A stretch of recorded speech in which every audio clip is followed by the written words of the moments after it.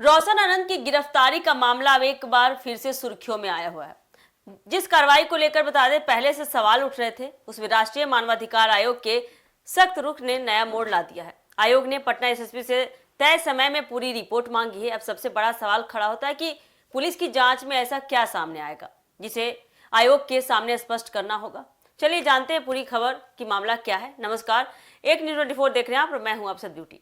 पटना के चर्चित कोचिंग संचालक रोशन आनंद की गिरफ्तारी से जुड़े मामले में राष्ट्रीय मानवाधिकार आयोग ने पटना पुलिस से जवाब तलब किया है। आयोग ने पटना के एसएसपी कार्तिकेय शर्मा को मामले की विस्तृत रिपोर्ट 3 सितंबर 2026 तक उपलब्ध कराने का निर्देश दिया है। साथ ही बता दें तय समय सीमा में रिपोर्ट नहीं देने पर आगे की कार्रवाई की चेतावनी भी दी गई है।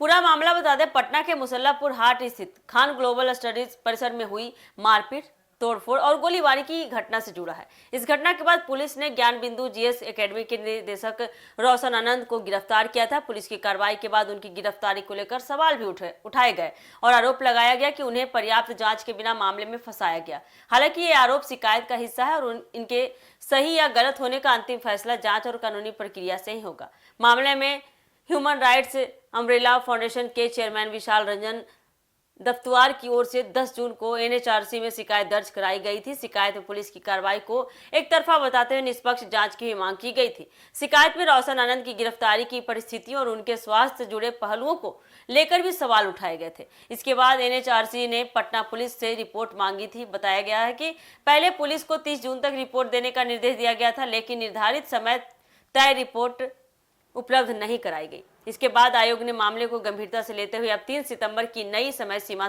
तय की है। अब पटना पुलिस को अपनी रिपोर्ट में यह स्पष्ट करना होगा कि रोशन आनंद की गिरफ्तारी किन तथ्यों और साक्ष्यों के आधार पर की गई थी।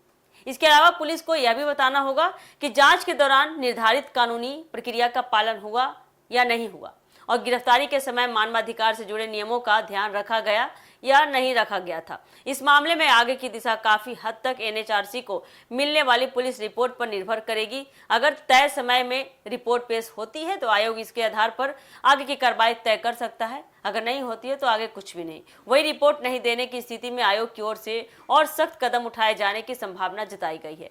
रोशन आनंद को बाद में अदालत से जमानत मिलने की जानकारी भी सामने आई है। अब एनएचआरसी की कार्रवाई के बाद यह मामला दोबारा चर्चा में आ गया है। हालांकि आयोग का रिपोर्ट मांगना अपने आप में किसी व्यक्ति को दोषी या निर्दोष साबित नहीं करता।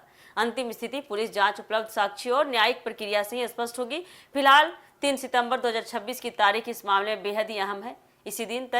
इसी दिन तक पटना पुलिस को एनएचआरसी के सामने अपनी विस्तृत रिपोर्ट रखनी होगी। अब सबकी नजर इस बात पर है कि पुलिस अपनी कार्रवाई का क्या आधार बताती है और एनएचआरसी उस जवाब के बाद क्या अगला कदम उठाती है। तो ये थी अब तक की अपडेट रोशन आनंद के मामले में। फिलहाल के लिए आप दीजिएगा इजाजत। धन्यवाद।